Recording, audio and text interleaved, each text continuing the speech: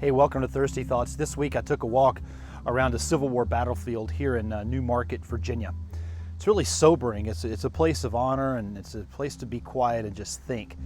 600,000 people lost their lives in the course of this war, half of it being for an incredibly ignoble cause, the other half being for one that we're so proud of and glad of today. But the fact of the matter is the Civil War did not end with a peace treaty. Did you know that?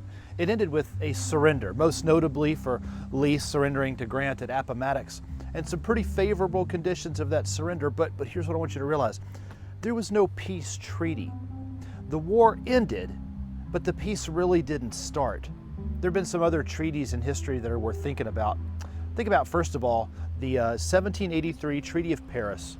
It officially established the United States of America and set our nation up for spectacular success. It's when France and England and the United States sat down to bring about that peace. The impact of that treaty, of course, being who we are today.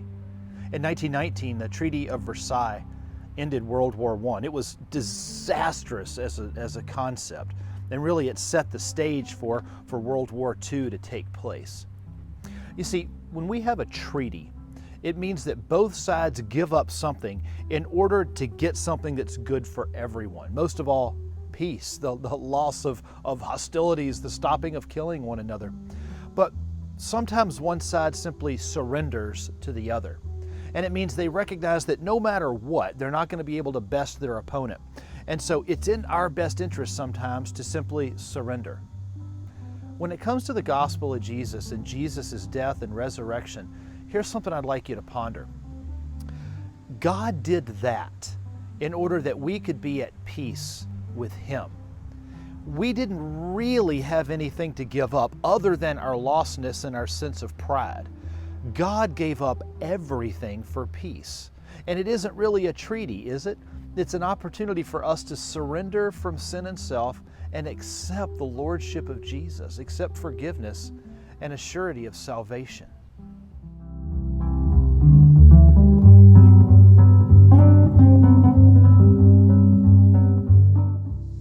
Another type of peace happens when there's such overwhelming force, there's really not an ability for an opposing point of view to even be heard. In 27 BC all the way through 180 in the Common Era, there was what was known as the Pax Romana. The Pax Romana, or Roman peace, extended this period of general tranquility across the entirety of the Roman world, all the way from England down to Morocco and all the way into the east. This time of peace was there because the empire was so strong that it really was able to put down any kind of conflict. Here's what happened in that peace, though. During that time of peace, what flourished was ideas and philosophies and wealth. People were well fed and they were safe, so they were able to focus on things other than eating and staying alive. Listen to the words of Ephesians chapter 2, verses 12 to 13. It says, "Once you were living apart from Christ, you were excluded from citizenship among the people of Israel, and you did not know the covenant promises God had made to them. You lived in this world without God and without hope, but now you have been united with Christ Jesus. Once you were far away from God, but now you have been brought near to Him through the blood of Christ." This week, what I want you to think about is this concept of peace and the fact that it was a great peace mission that Jesus came on when He came to give His life for us. Here's this fundamental thing. You see, in most peace treaties, both sides have to give something up in order to gain the peace, because both sides have something to offer. But the difference between that and what we receive in Jesus with peace is the fact that we really don't have anything to bargain with. We're lost, we're dead in sin. There's nothing we can do to earn our salvation. It's God acted in human history to make salvation possible. So when we surrender heart and soul to Jesus Christ and make Him Lord of our life, we're not giving Him something that He needed. We're giving Him something He wanted. And that kind of peace, the peace that we have with Him and Him with us, gives us the ability to flourish. It gives us the opportunity to get to know God better, to celebrate Him, and to truly love Him as He truly loves us.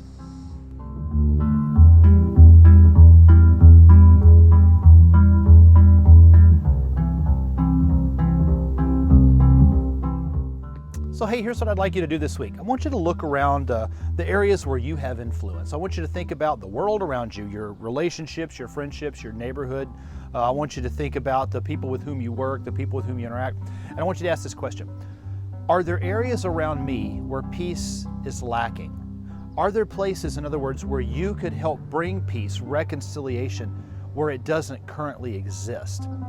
I want you to ask that question of yourself, though, in the context of God Himself and what He gave in order to bring peace to mankind. You see, God gave sacrificially to bring peace. It cost Him something, not you. So, what can you be doing in your world, in your surroundings, in your areas of responsibility to steward peace? What can you give up in order to bring peace in your relationships? I think it'll be a good question to ponder. I don't expect you're going to do it in one sitting. Hey, I'm Pastor Shannon. This has been Thursday Thoughts. Thanks for listening. I look forward to seeing you this Sunday at whatever time you choose to watch the video on YouTube. But we'll have a message on Ephesians chapter 2. It's going to be entitled The Great Peace Mission. I look forward to seeing you then.